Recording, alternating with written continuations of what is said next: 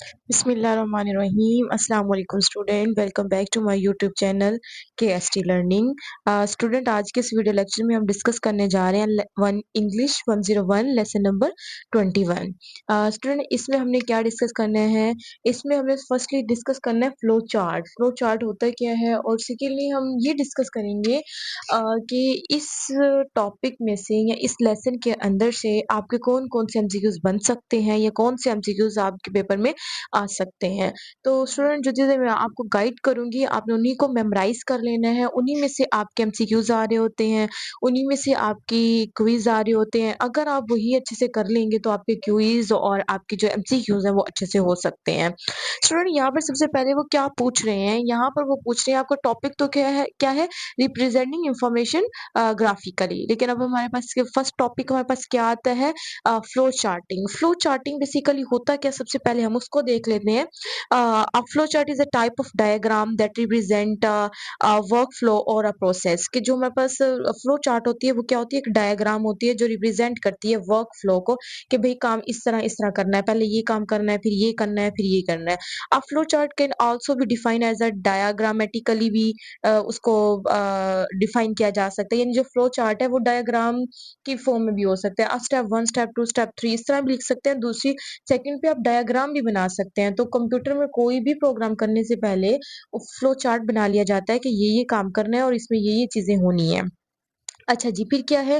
वो जो diagrammatic representation है, वो किस फॉर्म में होगी? एल्गोरिदम फॉर्म में होगी, और फिर स्टेप बाय स्टेप अप्रोच होगी टू सॉल्व अ टास्क या सॉल्व अ प्रॉब्लम या सॉल्व जो भी प्रॉब्लम कंप्यूटर में आ रही है। कोई भी कंप्यूटर में प्रॉब्लम आ रही है या प्रोग्राम में या किसी भी उसके सिस्टम में प्रॉब्लम आ रही है, तो उसको सॉल्व करने के लिए एक फ्लो चार्ट प्रिपेयर कर लिया जाता है कि पहले ये करना है, फिर वो करना है, फिर ये करना है, फिर ये करना है। तो उसको हम बेसिकली क्या कहते हैं? फ्लो चार्ट कहते हैं, जिसकी मदद से हम अपने प्रॉब्लम जो कंप्यूटर के अंदर प्रॉब्लम है उसको सॉल्व करते हैं।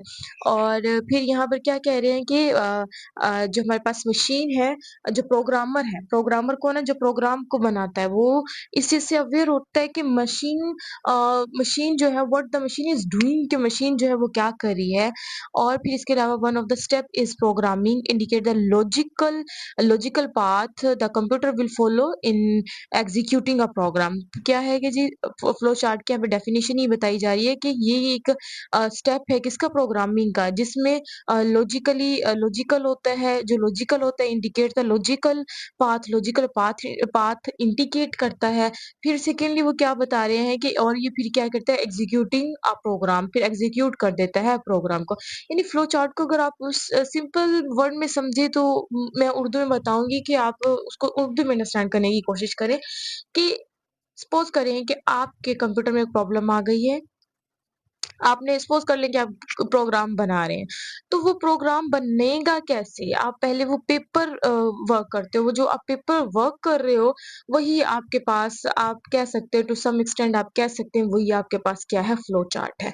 अब यहाँ पर एमसीक्यूज़ क्या आ सकता है उसको देखना है। In order to develop a flow chart successfully, a programmer should be aware of the sequence of the step. वो पहली बात क्या कह रहे हैं कि अगर एक जो प्रोग्रामर है वो डेवलप करना चाहता है सक्सेसफुल जो फ्लो चार्ट है, उसमें क्या है? उसमें जो प्रोग्रामर उसको अवेयर होना चाहिए किस चीज़ से? सीक्वेंस ऑफ स्टेप से नीडेड। जो प्रोग्राम को बनाने के लिए स्टेप्स ज़रूरी हैं, उसके सीक्वेंस से उसको आगाह होना चाहिए कि पहला स्टेप मेरा ये है, सेकंड मेरा ये है, थर्ड मेरा ये है। To obtain a correct solution of to a problem, किसी भी प्रॉब्लम का करेक्ट सॉल्यूशन निकालने के लिए एक प्रोग्रामर को सीक्वेंस ऑफ स्टेप नीडेड है, उसको पता होना चाहिए कि भाई पहला स्टेप ये है, सेकंड ये है, थर्ड ये है।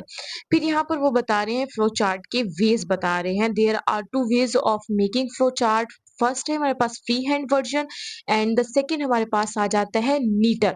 अच्छा, फ्री हैंड वर्जन में क्या है? आउटलाइंस होती हैं, ठीक है, सिंपली आउटलाइंस होती हैं। और सेकंड पे हमारे पास आता है मोर रीडेबल। मोर रीडेबल में क्या होती है? रीडेबल में ये चीजें होती हैं कि जिसको ज्यादा से ज्यादा आप क्या कर सकते हो? रीड कर सकते हो, रीडेबल वर्जन होता है। इफ अ परमानेंट, और ये परमानेंट होता है, जो नीटर है वो परमानेंट होता है। Neater and more readable follow chart is needed. The latter method where by a template, a sheet of plastic हो सकता है। ये सारी की सारी किसमें आ जाती हैं, फ्लो चार्ट में आ जाती हैं। Symbol into is used. अब यहाँ पर सिंबल की बात हो रही है, फ्लो चार्ट के अंदर जो है ना सिंबल्स यूज़ किए जाते हैं। अब वो सिंबल्स कौन-कौन से हो सकते हैं, वो यहाँ पे डिफाइन किए हुए हैं। अब आपको यहाँ पे पता होना चाहिए कि 2 वेज़ हैं किसके, फ्लो चार्ट के। एक हमारे पास फ्री हैंड, सेकंड हमारे पास है मोर readable.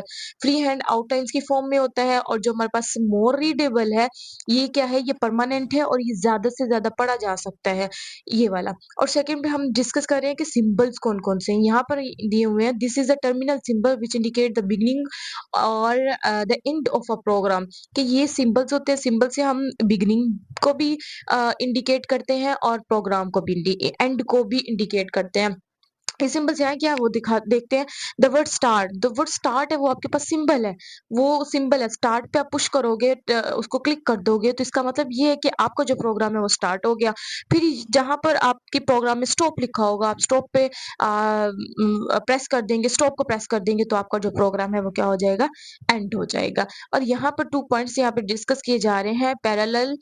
Parallelogram, parallelogram is used and input और आउटपुट सिंबल के लिए यूज़ किए जाते हैं, और जो रेक्टेंगल सिंबल्स हैं वो यूज़ किए जाते हैं, किस चीज़ के लिए यूज़ किए जाते हैं, वो प्रोसेसिंग के लिए यूज़ किए जाते हैं। ये पॉइंट आपने याद रखना है एमसीक्यूज़ के लिए, कि जो पैरेलल ग्राम है उनको किसके लिए यूज़ किया जाता है, इनपुट और आउटपुट के लिए यूज़ किया जाता है, और जो रेक्टेंगल सिंबल्स हैं उनको किसके लिए यूज़ किया जाता है, वो एसोसिएट किसको करते हैं, या वो किस चीज़ के लिए स्टैंड्स फॉर है, वो प्रोसेसिंग के लिए स्टैंड्स फॉर है।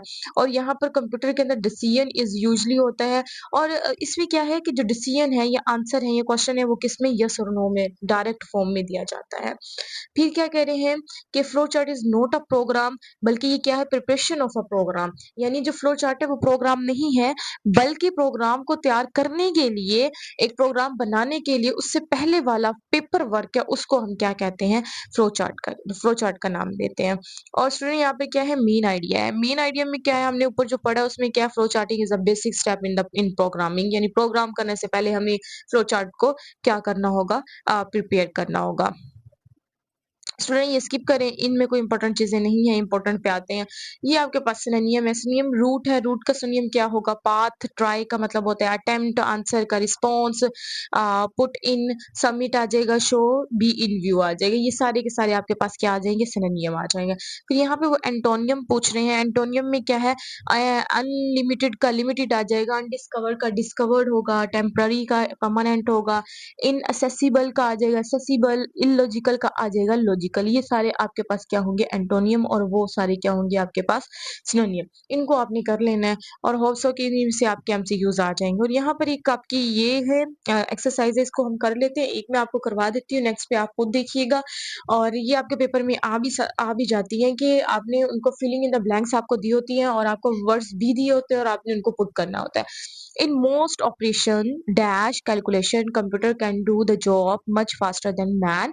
तो यहाँ पर क्या आएगा, in most operation involving calculation computer can do jobs faster than man। फिर आ जाता है flow charting involve a logical analysis है। ऑफ कोर्स मैंने आपको पहले बताया लॉजिकल एनालिसिस है। फिर वो उसमें क्या है, डायग्रामेटिक रिप्रेजेंटेशन होती है, कि पहले ये स्टेप है, सेकंड ये, वो डायग्राम की फॉर्म में वो बता रहे हैं। उसको हम क्या कहते हैं, फ्लो चार्टिंग कहते हैं। नेक्स्ट क्या है, the dash of the new programmer in the users group was appreciated by his manager. तो वो क्या है, इन्वॉल्वमेंट आ जाएगा यहाँ पर। तो ये तीनों हमने यहाँ पर लगा दिए। इसी तरह से आपके पेपर में आ सकता है, और आपने इसको सोच समझ के लगाना होगा। ये कोई हार्ड एंड फास्ट रूल इनमें यूज़ नहीं करने पड़ते हैं। अगर आप थोड़ा-सा कॉमन सेंस यूज़ कर लें तो वही काफ़ी है। यहाँ पर आ रहे हैं prediction. It is very interesting कि प्रिडिक्शन होता क्या है? स्टूडेंट प्रिडिक्शन बोलते हैं पेशगोई को। यानी पेशगोई आप किस बेस पे कर रहे होते हो? या तो आप पास्ट के एक्सपीरियंस पे कर रहे होते हैं। पेशगोई आपके पास्ट का आपके पास एक्सपीरियंस है, या फिर आप कहते हैं अगर ये होगा तो फिर ये होगा। तो ये भी आपके पास क्या होगी, एक इफ वाला जो है वो भी आपकी एक पेशगोई होती है। प्रिडिक्शन क्या है? Prediction is an statement about about a particular subject, एक पर्टिकुलर एक मखसूस सब्जेक्ट से रेलिवेंट हम कोई भी बात कर देते हैं कि ऐसा होगा, तो फिर वो हमारे पास क्या होती है, प्रिडिक्शन होती है which is related to prior condition. बेटा ये क्या कह रहे हैं, प्रायर प्रीवियस वाली जो साबका कंडीशन है उस पे ये क्या कर रही होती है, बेस कर रही होती है।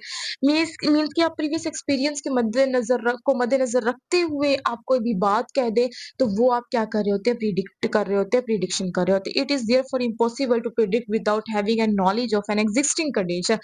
भई ये इम्पॉसिबल है कि आप प्रिडिक्ट कर दें और विदाउट हैविंग एनी नॉलेज, कि आपके पास नॉलेज नहीं है, जो एग्जिस्टिंग जो आपके पास मौजूदा सिचुएशन है, मौजूदा कंडीशन है, उसके बारे में आपको नॉलेज नहीं है, लेकिन आप प्रिडिक्ट करें, वो प्रिडिक्शन नहीं होगी, वो वैसे यूज़लेस टॉक होगी।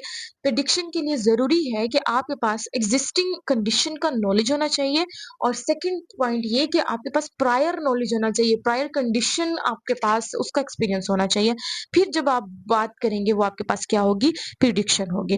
फिर वो ये कह रहे हैं कि जो प्रिडिक्शन के लिए आप वर्ड्स यूज़ करते हो क्या है, अगर आप 100% श्योर हैं, आप कहेंगे कि ये ही होगा, तो फिर उसके लिए आप वर्ड यूज़ करते हो विल डेफिनिटली, विल सर्टेनली या certain, sure, without a doubt, without question. तो ये जो आपके वाले वर्ड्स हैं ये आपके एमसीक्यूज़ के लिए इंपॉर्टेंट है, और ये किस चीज़ को शो करते हैं, ये 100% श्योरिटी को शो करते हैं। आप कहते हैं कि ये होगा, ये वाली सिचुएशन क्रिएट होगी, आज बारिश ज़रूर होगी, या फिर आज बारिश ज़रूर होगी, या फिर तुम ज़रूर गिरोगे। अब तुम ज़रूर गिरोगे आप ये क्यों कह रहे हैं? क्योंकि बारिश बहुत ज़्यादा हुई है, जिसकी वज़ह से जो रोड है वो बहुत ज़्यादा खराब हुए हुए हैं।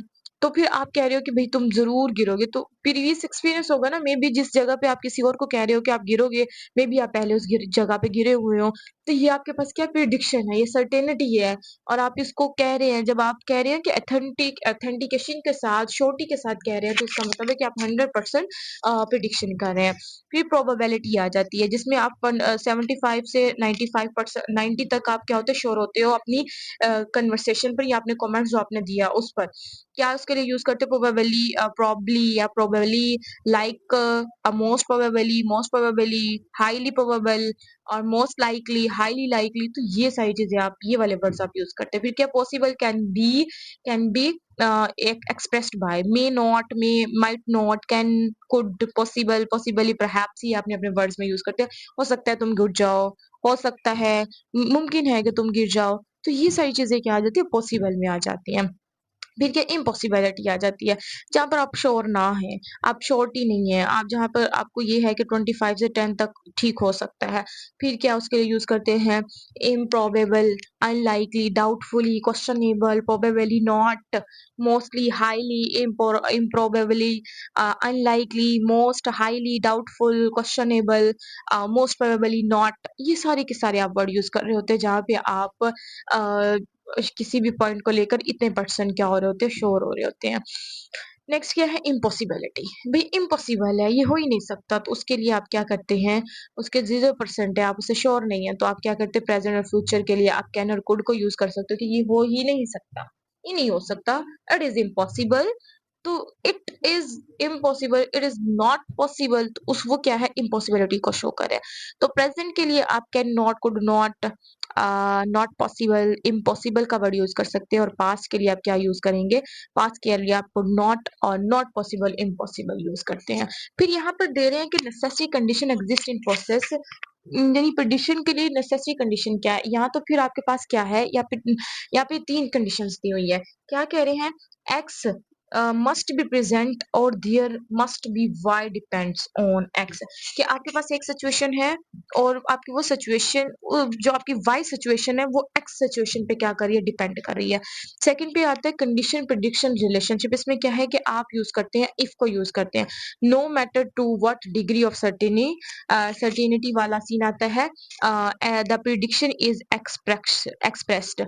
अब क्या है, इसमें आप इफ यूज करते हैं, इफ वाली स्टेटमेंट देते हैं कि अगर ये होगा तो ये हो जाएगा, अगर ये होता तो ये हो जाता, तो इफ वाली आप स्टेटमेंट दे रहे हैं, और इसी को कंडीशन प्रेडिक्शन रिलेशनशिप कहते हैं। फिर आप क्या कह रहे हैं, यहाँ पर सेकेंड थर्ड पे आपके पास क्या आ जाता है कि आप वर्ब टेंसेज आर इम्पोर्टेंट उसके अंदर होते हैं, वर्ब टेंसेज इम्पोर्टेंट है, कि उसके अंदर टेंसेस यूज हो रहे हैं, वर्ब यूज हो रहे हैं। जैसे इफ वाला है तो अगर प्रेजेंट की बात हो रही है तो सेकंड भी आपको प्रेजेंट में आना चाहिए, कि पानी अगर इतने डिग्री पर होगा तो वो उबलता है।